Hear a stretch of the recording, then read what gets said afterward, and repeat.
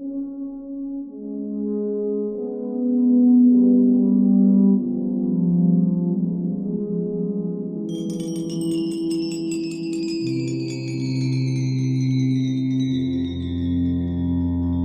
5. Stalked by Shadows. Though Ivan had his passport, he was still stuck. He needed a way to get off the base without arousing suspicion, but he had taken all his vacation time already. He didn't think he could wait much longer. It was summer, and since the start of the invasion, Russia had taken heavy casualties on multiple fronts. 120,000 had been killed, and as many as 180,000 injured, according to U.S. officials. Roughly 15,000 Soviet troops were killed in the decade-long war in Afghanistan. After the Wagner coup in June, when Yevgeny Prigozhin marched his private army on the Kremlin and openly challenged the competency of Putin's military direction, there was a fear of the private contractors disbanding. The enlistment campaign had driven total spending on sign-up bonuses and salaries to a colossal level. It did not seem sustainable for the state. Rumors about another round of mobilization were constant. Ivan feared that there could be an order barring all men, or service members in particular, from leaving the country. He needed to move fast. When Ivan convinced the doctor to recommend surgery, it was in the hope that recovery would give him 6 months away from the front. But now he realized that it could be his ticket out of the country entirely. He'd heard that Roman, whose legs failed at the SVO, had received permission to leave the base to have his surgery done privately. Ivan thought about it. Why can't I do the same? He went straight to the newest base commander. "Comrade Major," he said, "I've been walking with a cane for 6 months now. So far, no one has sent the documents. They say there are no places. Let me go and get the surgery on my own dime. There's a good clinic and they do surgeries there like the one I need." "Okay," the commander replied. "Can I have 10 days vacation?" "Yes, permitted." In 5 minutes, Ivan wrote the report and took it back. The commander, one of those same superiors who sat safe and pretty at the base as they forced Ivan against his will to the front line while tormenting him for not being a patriot, added his signature. "My friend, you've signed your own sentence now." Immediately, Ivan booked a flight to Moscow. He printed the papers he needed. The things he didn't want found, like his international passport, he slipped into a compartment in his backpack that usually contained a retractable rain covering, which he had gingerly cut out of the lining. The border dance had to be executed carefully. Anton had repeatedly cautioned that under no circumstances should Ivan use his international passport, or even admit to having one, at the border between Russia and Belarus or at the Minsk airport, as it could provoke additional checks. The most important crossing would be the exit from Minsk.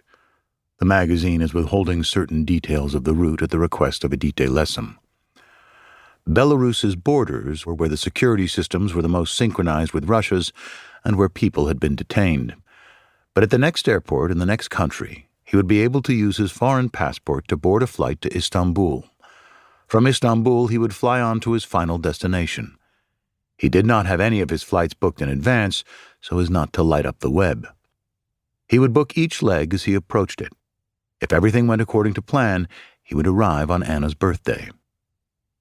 Once Ivan got to Moscow, his closest childhood friend helped him exchange rubles for American dollars. He took $5,000 in cash and put the rest of his money in Bitcoin. His friend had bought him a new phone but hadn't opened it. Ivan took his old phone to another friend's house and left it there. They bought a new unregistered SIM card in the subway, took the train to another part of Moscow, and turned the phone on, ensuring that the new one and the old one had never been next to each other. Ivan opened a new Telegram account and subscribed to some pro-Russia channels to show how much he loved Putin. They went to buy a train ticket. While they waited, Ivan noticed the police talking to some of the people in line. "Brother, calm down," his friend told him. "You look nervous as hell." Ivan realized his hands were trembling. Each step matters. He went to the bathroom. He forced himself to breathe. When he returned, the police were gone. He bought the ticket in cash and boarded. It was a standard Platzkart, the cheapest long-distance overnight option, with an open carriage and rows of bunks. After all the stress and sleepless nights, Ivan fell asleep immediately. He woke up to daylight and checked his phone. It was roaming. They had crossed into Belarus. Another step down. His bunkmate came down from the top bed and they chatted over tea. She told Ivan she was a civil servant. "What about you?" she asked. "I'm a web designer," Ivan said. "I'm going on vacation with coworkers." Just saying the words aloud thrilled him. He wasn't just a web designer, but a web designer who traveled. Not a guy who posed for photo reports or killed people in war. How long had he lurked on the precipice of that life? Ivan knew what happened when someone deserted. At every evening meeting, the base's duty officer reported on the last 24 hours, showing photo reports on the projector, including a slide that listed everyone who missed roll call that morning. Other slides listed those who were on rotation somewhere, those at the SVO, those with a dispensation to receive medical treatment, those who were on trips to take 200s from Rostov-on-Don and deliver the corpses to family members, and then those who were unaccounted for. He knew that once his leave ended, his name would flash on the final slide. "Did you call his parents?" the colonel would demand. "Did you call his wife? What does the wife say? Personnel department, what about the personnel file? Where do his parents live? Did you send a request to send someone to their address? Did they go there?" "Yes, they went to the address. What did they report?" "They said the parents are out of the loop. They don't know where he is. He's not at the address." Ivan had seen this scenario repeatedly. They all knew about the guy who had been hiding in Syria for months, but like so much else in the Russian services, people tried not to talk about it. Another set of guys had been AWOL in Donetsk somewhere for half a year. Every week their commander would call them and ask where they were. Yeah, I'll be right there," they would answer, but never appear. These were all unofficial deserters. Not that the Russian authorities released any formal figures. No commanding officer wanted to officially declare a subordinate AWOL. He didn't want to get knocked by his superior because he had lost so many men. So everyone was trying to solve the situation on their own to avoid officially entering the soldier's name into the system. A commander may even have already reported the guy to his superior, but that superior did not want to have problems with his own superior, and so the two were in cahoots not to open a criminal case. Under Russian law, a deserter must have the intent to desert. So a man could be away from base for a long time and be charged with simply being AWOL, which carried a significantly shorter sentence than desertion. And so even under mobilization, long after the 2 days beyond which he could be declared AWOL had passed, or the 8 more that carried a prison term of up to 5 years, or even the 20 more after that increased the punishment to 7 years, or even more than a month for a sentence of up to 10 years, there was still no case at the military prosecutor's office. A deserter might never be charged with desertion at all and could continue receiving his full salary for months.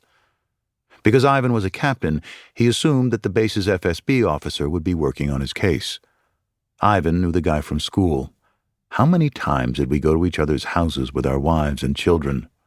He would call around to ask Ivan's subordinates how they would characterize him, if he had any suspicious contacts, if he had any contacts in Ukraine, what his call sign was, whether he had told anyone of his plans to desert, whether he had expressed any opinions about the army or politics. Both before deployment and after his return, Ivan had himself been involved in the hunt for missing soldiers. One commander would call another and ask him to check the registered house of someone from their unit who had gone AWOL. The commander would send his subordinates. Sometimes it was the military police, but sometimes it was just normal soldiers, borrowed from another unit. Everyone knew the routine. They could try a few times at different times of the day, morning, evening, night. They would bang on the door, and if no one answered, they would stand outside the house or sit in their car and wait for the lights to come on. Then they would report back what they saw. There were instances when the soldiers simply didn't show up to the SVO transport. The base's military police or grunts from the base under other commanders would be dispatched to his apartment. They would see the man inside, but they had no right to break into the house.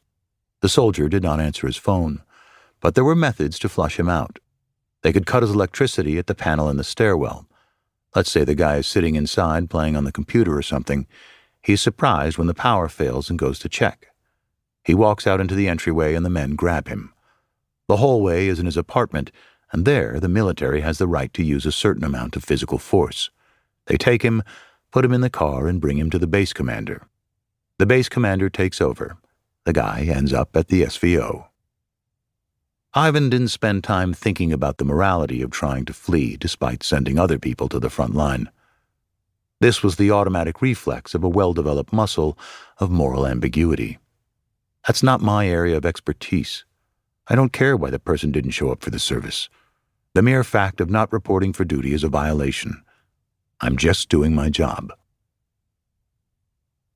When Ivan got to the Minsk airport, he hung back, watching. This was the most crucial hurdle on the first international airport border he had ever been to. Everyone passed through the 2 white doors that led to the security screening. Beyond that was passport control. He called Anna. "I'm going. That's it," he told her. "I'll call you later." Once through security, he saw white cubicles with glass windows. Women sat looking through passports. He stayed back again to watch. He spotted a woman who looked as though she was in her 40s with a brown bob and a pleasant face. Her line was moving quickly, and she seemed to be barely flipping through the pages. As he approached her, he breathed deeply. He told himself to be calm. Smile. "Hello," he said. "Please remove your hat." Ivan took off his hat, smiling. He passed her his domestic passport. "Why domestic?" she asked. "Where's your foreign passport?" "You can fly to with a domestic one." "I don't know about that," she told him. "I'm going to check." She got up and left him standing there. Ivan tried to stay calm. Around him, people passed without any incident. Everyone click, click into the computer and out. What is this absurdity? Why is she taking so long? "You can use the domestic one," she said when she returned. "But do you have a foreign passport?" "No, I don't have a foreign passport, of course not. Domestic only." "Only a domestic one? You don't have a foreign one by any chance?" Why are you suddenly asking that question so many times? Ivan wanted to scream. He started sweating. "No," he replied. "It's just faster to register a foreign passport." "No, I don't have one." She started to type in his information, but then began hitting the same button over and over again. "My computer's freezing," she announced. Fuck, she is probably running me through the database, which is causing the computer to freeze. It will say something like, "Do not let him out. He is a service member. He is forbidden to leave. Fuck, fuck, fuck." Ivan began to shake. He focused all his energy on his hands and fingers, willing them to stay still. He wiggled his toes up and down, so no one would see him fidgeting. "They're scanning a database right now, that's it. They're just going to arrest me now." He waited, sweating, toes wiggling. "What's going on?" the woman asked a coworker. "Yeah, it's frozen for me too," her neighbor said. "It's the Russian passports." Ivan could not believe it. Were they going to let him pass? Take him to another room? His shirt was soaked. The woman kept hitting her keyboard. She reset something, took Ivan's photo a second time, and ran him through again. Ivan waited. And then she looked up at him from her computer and announced that he was free to pass. He was so dazed that he couldn't figure out how the door worked. Finally, he was out and in the transit zone. He ran to the bathroom and called Anna. "I'm shaking," he told her, "but I got through, that's it. You can exhale now." Anna didn't believe it. Since Ivan left the base, she had been in a state of constant dread. She didn't sleep. She forced herself to breathe, to watch Sasha. She thought Ivan could be stopped at any moment. When he emerged from the bathroom, he chose a chair by his gate and sat down. "Damn, it's about time. I've been through the most important part, now a little more." It was only on the plane, buckled into the seat, taking off, that Ivan felt he could exhale. He was, in his mind, free. The rest of the steps were a formality. Everything mentally complicated was done. The rest was physical. Just fly, land, fly, land, fly, land. At the next airport, Ivan watched the sunrise. He nearly lost most of his money buying a fake plane ticket from a charlatan. He used cash at an airport office to buy a multi-leg ticket all the way through to his final destination, but when he looked at it closely, he saw that only the flight to Turkey was confirmed. The rest were just reservations. Some opportunist thought Ivan was a sucker who wouldn't notice until he was already on a layover. Ivan raised hell and threatened to call the police until someone found the guy, who slinked around to offer what Ivan was sure was a feigned apology, claiming that he didn't realize he hadn't really made the booking. Anna was horrified. If Ivan hadn't been able to get the money back, they would have had nothing left to spend on plane tickets. But also, was he insane? Did he want to involve the police and flash his ID all over the CSTO? The flight to Istanbul was beautiful. Clouds and more clouds. Ivan filmed it all. As the plane descended, he could see green water rippling around lush islands. But then the pilot jerked them up violently and climbed back into the clouds. I can't believe this is happening. A moron at Minsk passport control. A swindler at the next airport. A plane mishap in Turkey. Just my luck. They circled for a while and then landed on their second try. Ivan waited around all day in the enormous Istanbul airport, worried that his gate would suddenly change and he would have to run across 5 concourses and end up missing his next flight. When he eventually boarded, he fell asleep almost immediately. Exiting customs at his final destination, Ivan couldn't really believe it. Finally. It's finally happening. It's happening. It really worked. You were running from death. Did you really succeed? He walked out into the arrivals hall. Anna and Sasha were waiting with a sign. Welcome, it said, in the language of their new country. In the video a friend took, Anna looked drunk, her features melting. She was bawling, her frame collapsing in on herself. Ivan enveloped her and whispered into her ear, "It's okay. It's okay, I'm here. I arrived. Calm down. It's okay. It's okay here." Anna couldn't stop crying. She knew there was a whole road ahead of them that still needed to be traversed. Status papers, safety, a new life. But Ivan was there. He was in front of her. He stroked her hair. Anna had tasked herself with establishing their new lives in anticipation of Ivan's escape. As soon as she arrived, she set about learning the language, figuring out how to buy groceries, making friends, finding a daycare for Sasha. If each step Ivan took mattered, each counter-step Anna took mattered just as much. The most important thing was to legalize their existence. She needed to find the right lawyer to make sure they could receive protected status. There were a lot of swindlers peddling assistance to the waves of desperate Russians who were fleeing their country. Anna decided that they didn't just need refugee status, they needed citizenship, an ironclad guarantee that they would never be sent back to Russian soil or have to set foot in the Russian embassy for any reason ever again. But she couldn't just ask random Russians she met for help. Besides, their asylum claim was more complicated than most. Ivan was not a politically persecuted activist or someone who had fled a draft notice. He had been involved in actual fighting. No matter how long other cases took, theirs would probably take longer. Deserters were not in touch with one another either. Edite Lessem helped soldiers escape Russia, but it was up to the individual to take it from there. They were almost entirely on their own. She spent weeks trying to understand the most mundane nuances of the logistics of life in this new place. Even renting an apartment was more difficult than she imagined.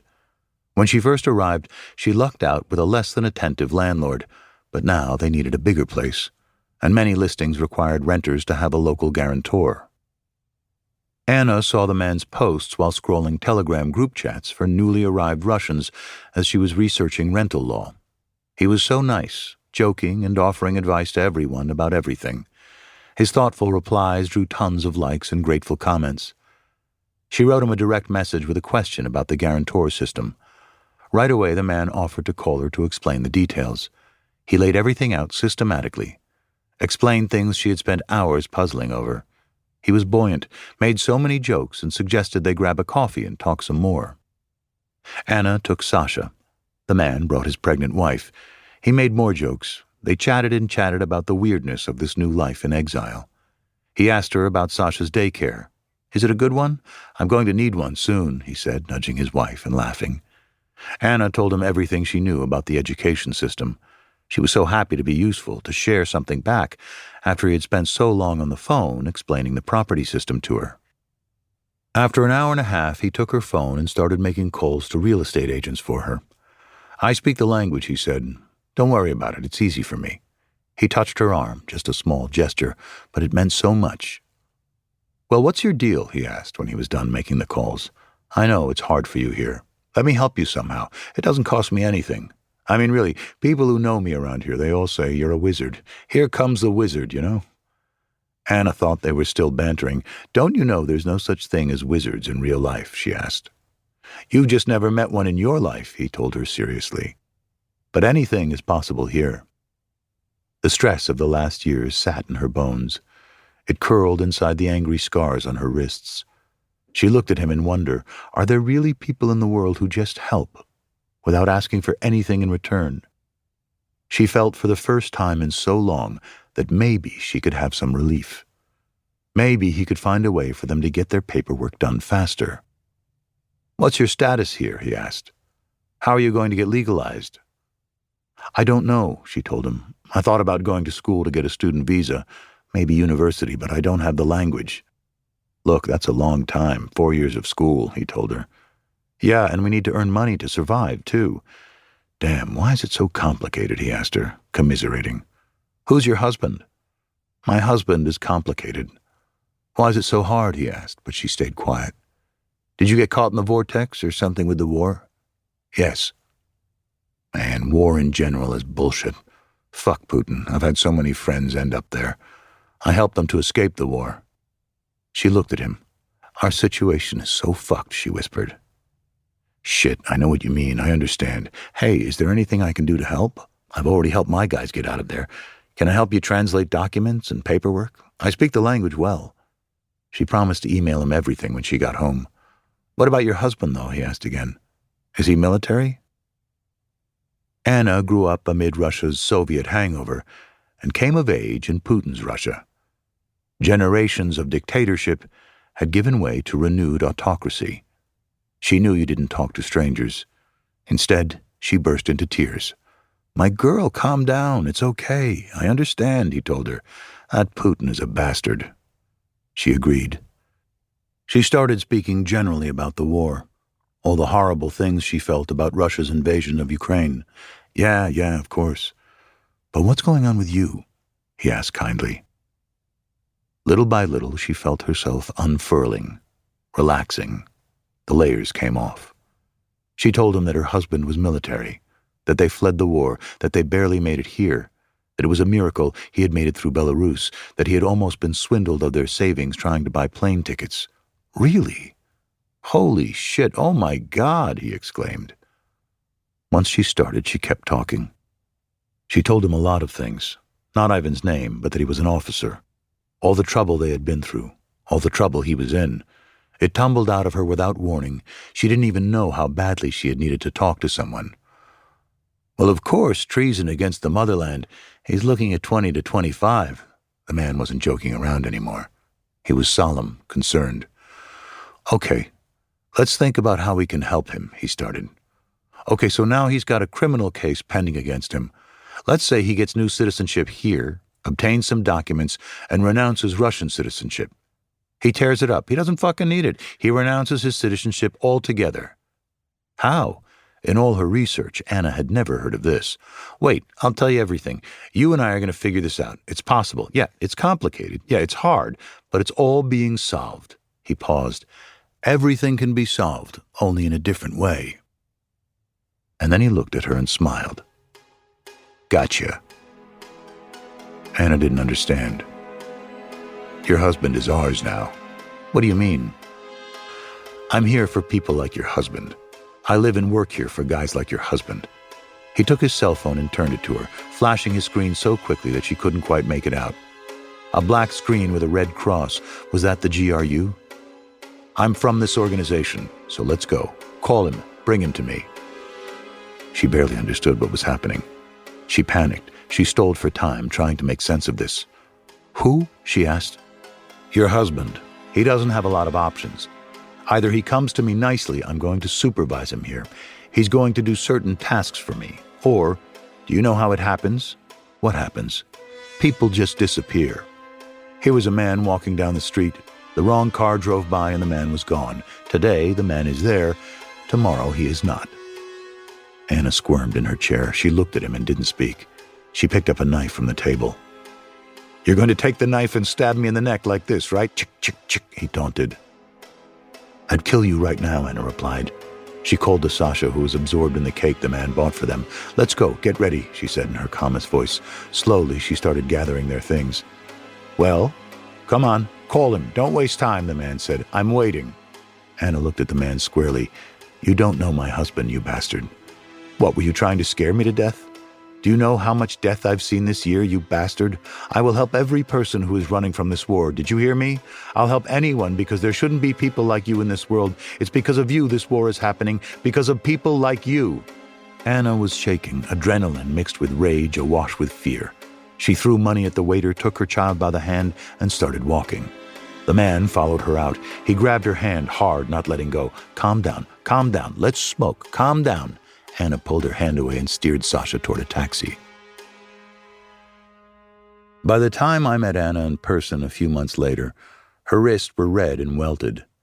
She had been on the edge of happiness, but after the incident her fear had redoubled. She worried that they would be found, that this man would send someone for Ivan. The secret of who they were, what their life had been, and the families they had left behind, the shadows stalked her. Worse was the guilt, that she had been the one to give Ivan up. She had taken the happy ending they worked so hard for and smashed it. At any minute, he could be killed or hurt, and it was all her fault for opening up, for being herself, for trusting in fairy tales. She spent days weeping in bed. They wrote a dite lesson about the incident. The group offered Anna a few consultations with a volunteer psychologist who told her not to panic. The man was probably a grifter, one of the many Russians who played on the community's fear to make a quick buck. He would probably just have extorted them in return for his silence. But when Anna asked her new friends if they knew this guy, they told her they thought he really was affiliated with the Russian embassy. He had been on the periphery of the diplomatic circle for years, operating in some gray area that no one understood. Ivan wasn't sure what to think. He just knew Anna was terrified. They started calling the man Mishalyosha, two generic Russian names as a joke, so his specter would loosen its power over them. Whether Mishalyosha was an agent of the Russian military intelligence service or just a grifter was almost beside the point. They knew the Russian state could reach them anywhere, or it wanted them to think it could. Either way, the result was the same. They were silenced. After a dite lesson put me in touch with Ivan, we chatted online until one day he apologized and disappeared. Then, just as suddenly, a few weeks later, he was back.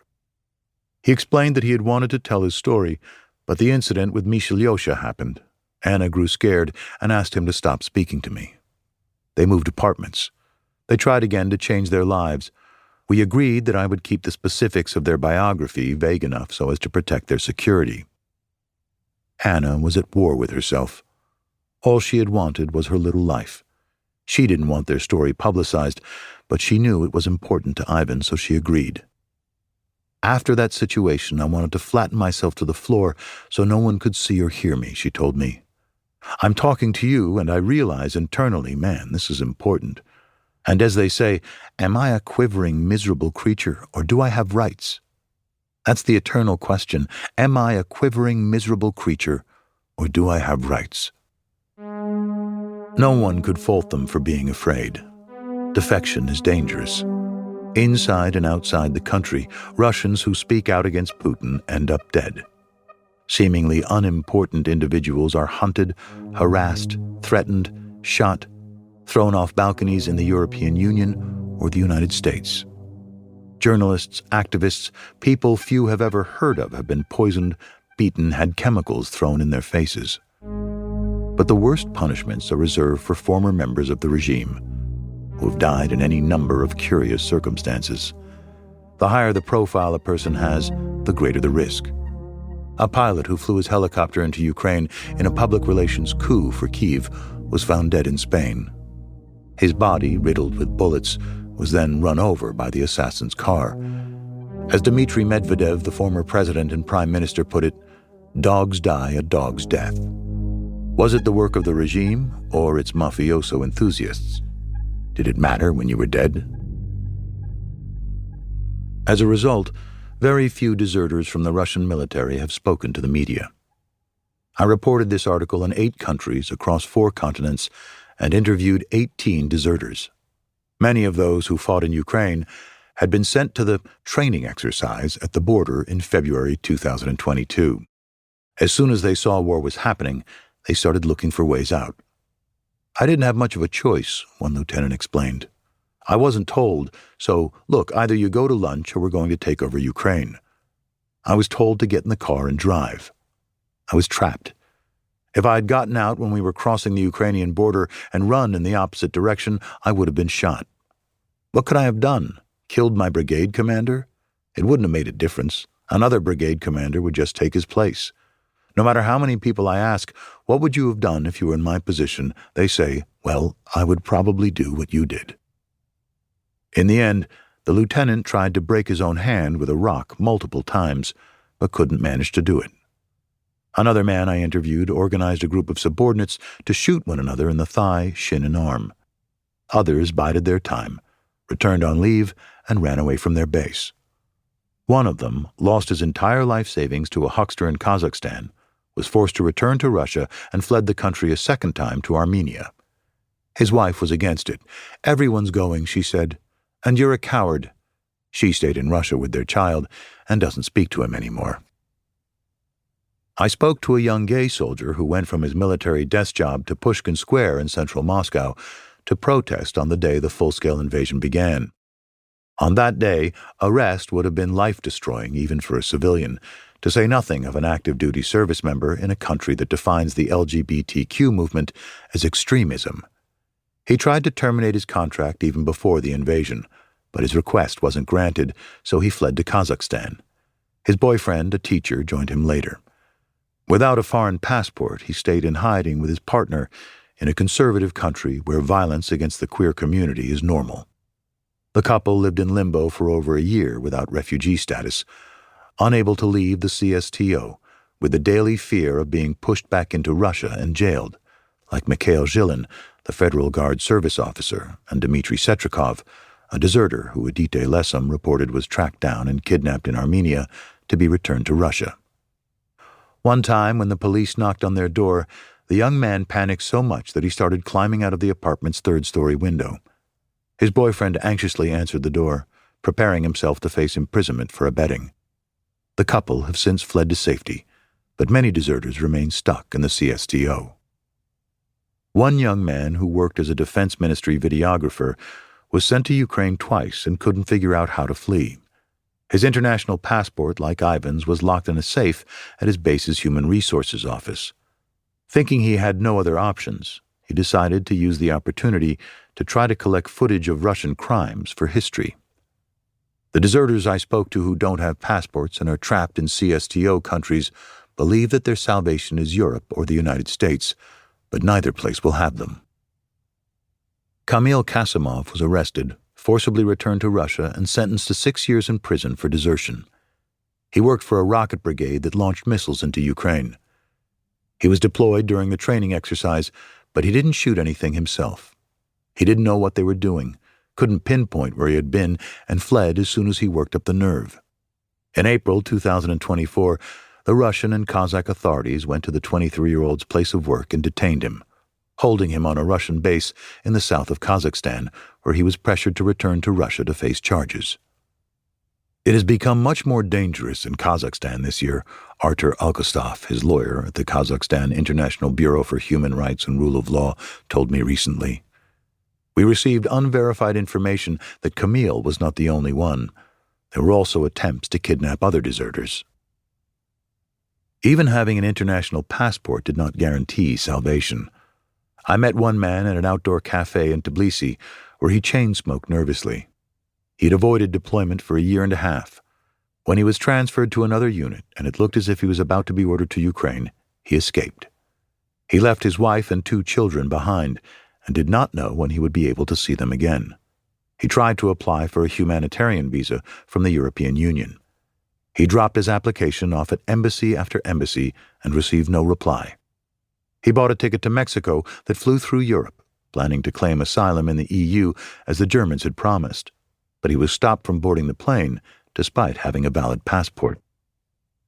I often think about whether I should have done this, he told me over telegram months after we met. I don't know anymore. I'm stuck and scared. At my most difficult moments, I think maybe I should have just gone to prison in Russia. At least there would have been an end date to my sentence. He wondered if he should use his remaining money to try to actually get to Mexico and cross the U.S. border on foot. Deserters have told me recently that Russians are being taken off flights to Mexico despite being allowed visa-free travel. After over a year of hiding in Georgia, the man recently arrived in the EU. It's impossible to know the real statistics of desertion. Mediazona, an independent investigative outlet in exile, says there have been almost 7,400 AWOL cases in military courts since the start of mobilization. But experts agree that's only a fraction of the number who have tried to escape. Adite Lessem has helped around 1,500 military men flee the country. The Russian authorities, meanwhile, have made it more and more difficult to avoid service. Last year, the authorities raised the maximum age of conscription to 30 from 27, which will increase the number in the pool to at least 700,000 by 2025. A military summons no longer has to physically reach a person. Sending it electronically is enough. People who ignore the summons for more than 20 days lose the right to drive a car, get a loan, and buy or sell property. Despite this, the number of deserters continues to rise. This March, according to Mediazona, Russian military courts sentence a record 34 men per day.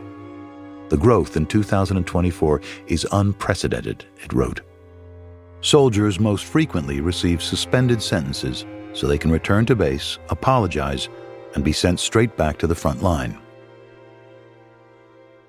In May, Putin replaced Defense Minister Shoigu with Andrei Belousov, first deputy prime minister and one of his most trusted economic advisors.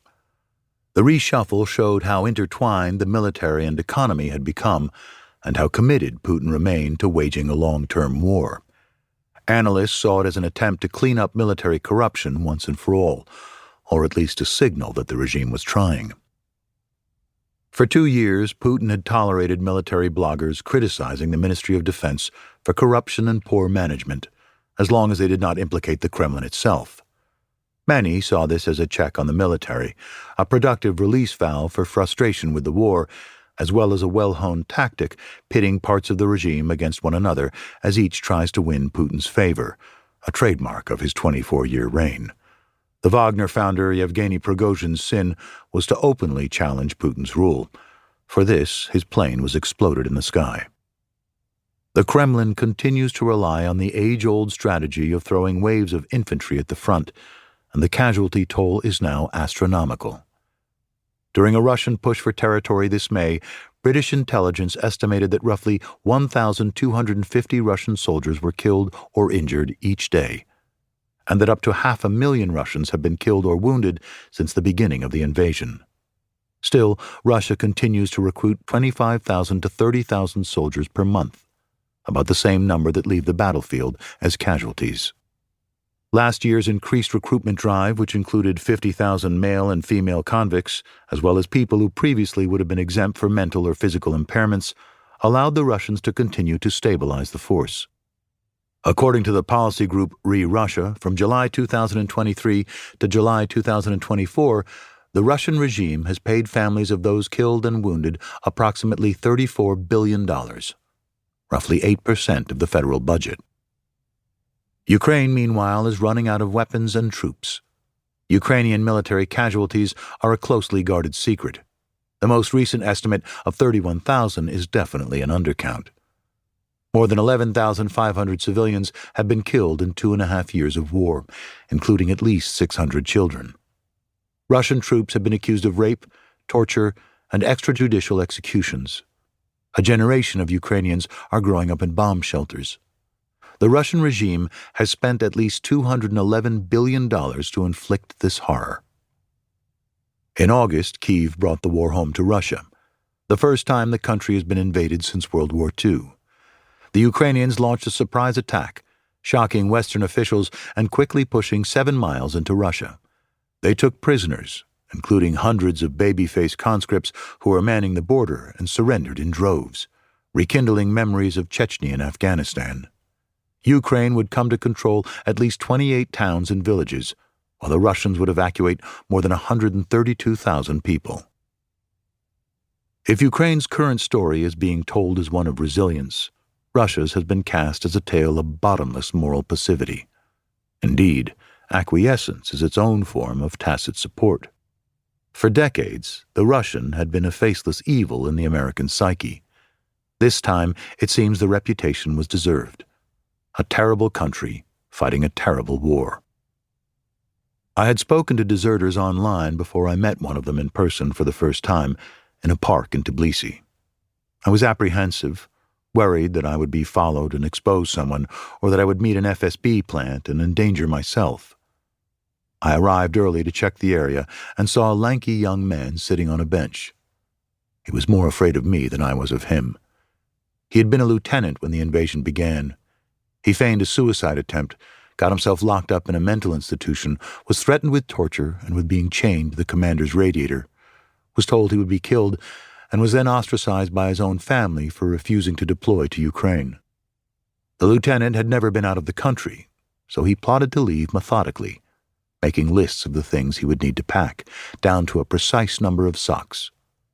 Then one night he vanished from his base, from his life, into the complete unknown. Now here he was in an empty park, meeting someone who messaged him online, claiming to be a journalist. When a person says, "I'm a deserter," a coordinator of In Transit, a secretive network based in Germany that helps smuggle activists out of Russia, told me, people think they are just afraid and that's it. They don't understand the remarkable things that they've done. They're not only victims, but many of them are really heroes, and they need support. I spoke to quite a few men like this, whose stories contained less moral ambiguity than Ivan's. They either left after being forced to fight in the initial invasion or tried unsuccessfully to break their contracts and then fled.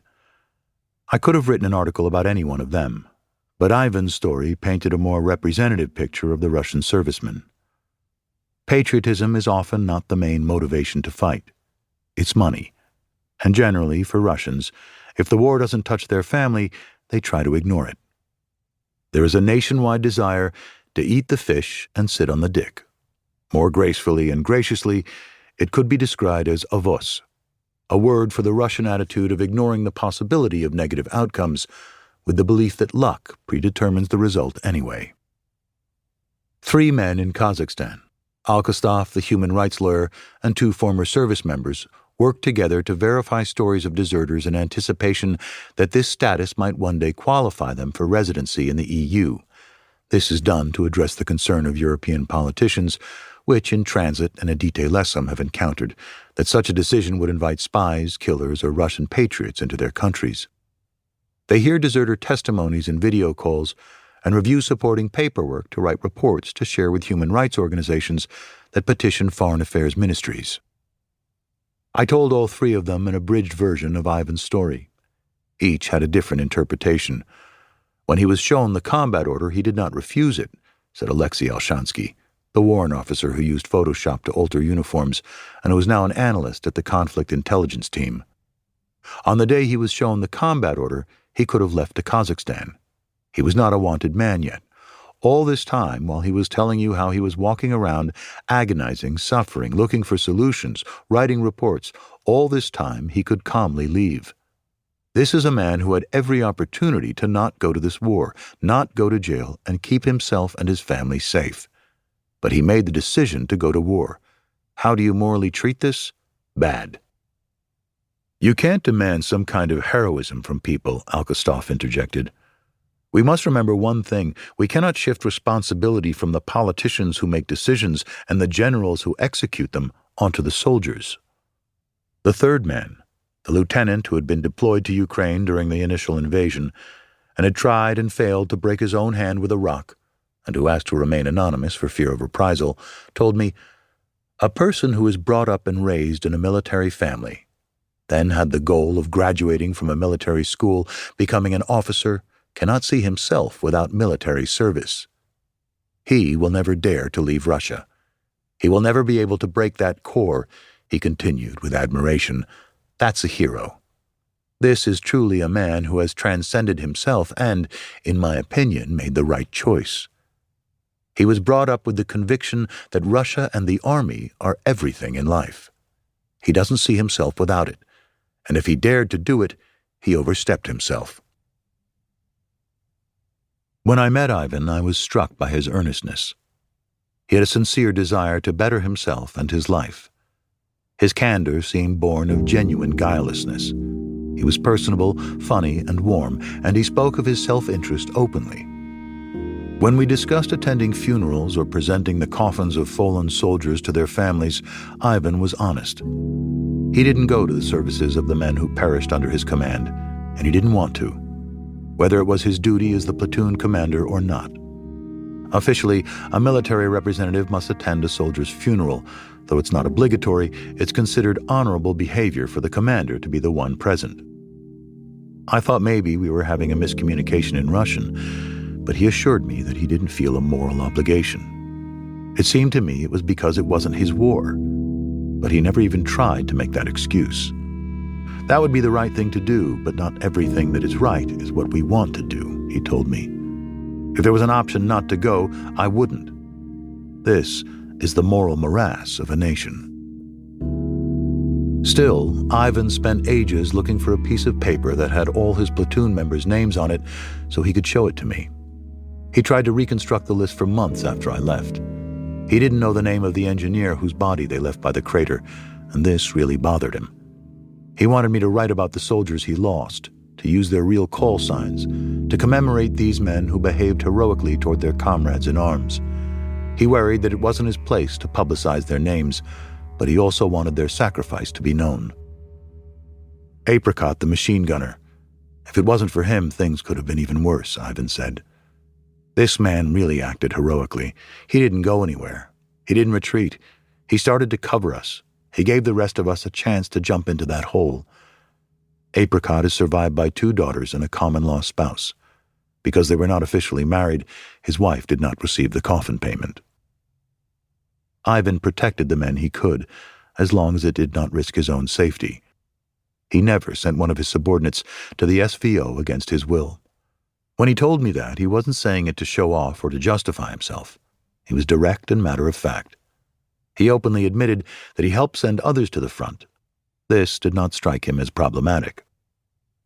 Ivan shared hundreds of pages of documents that supported his account.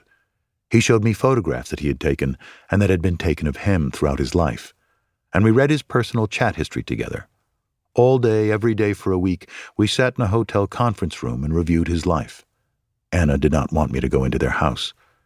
To tell your story to a journalist in such excruciating detail requires a confounding mix of blind faith, bravery, trust, and total self-disregard.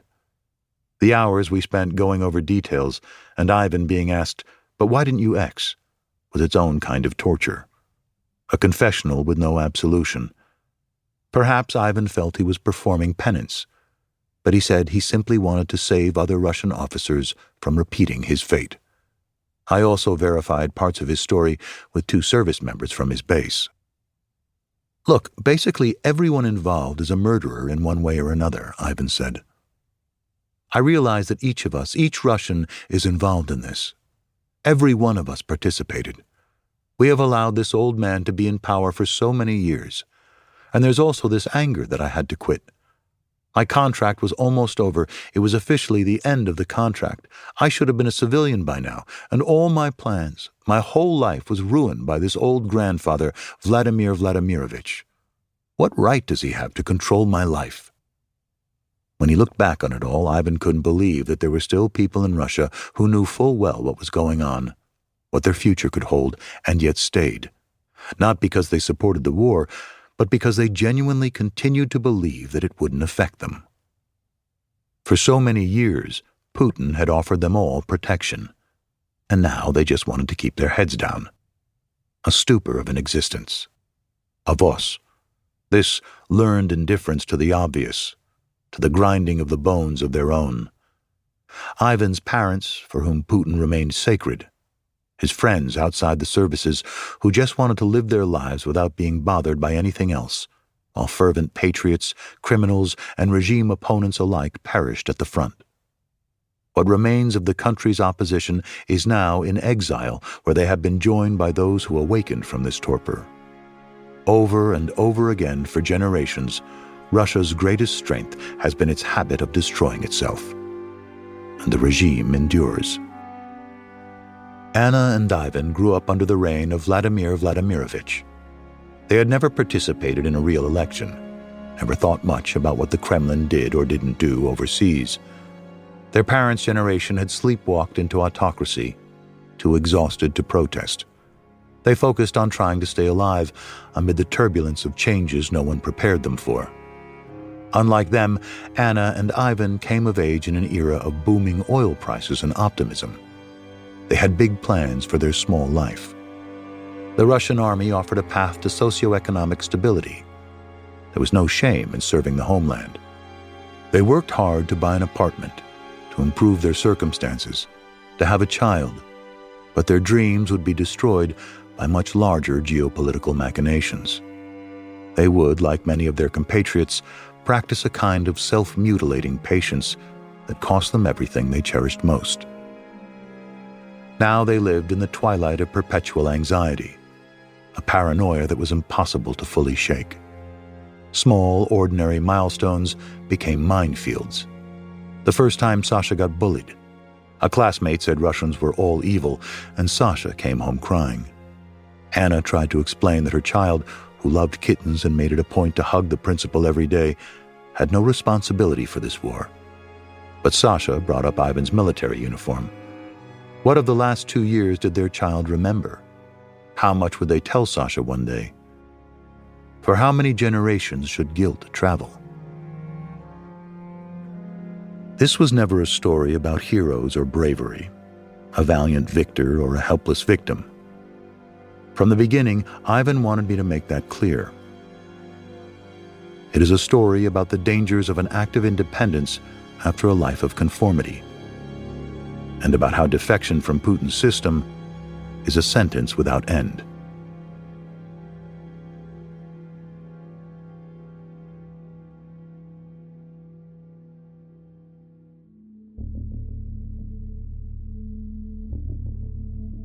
The Deserter is a production of The New York Times, written by Sarah A. Topol, and narrated by Liev Schreiber.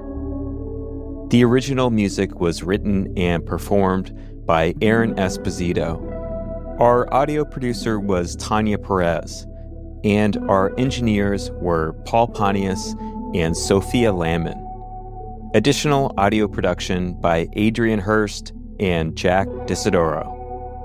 Special thanks at The New York Times Magazine to Gail Bickler, Renan Borelli, Ben Grand-Jeanette, Mark Janot, Snigdha Koirala, Caitlin Roper, Kate LaRue, Jake Silverstein, and Shannon Simon. And at New York Times Audio to Tyler Cabot, Kelly Doe, Sam Dolnick, Nina Lassam, Maddie Masiello, Jeffrey Miranda, and John Woo.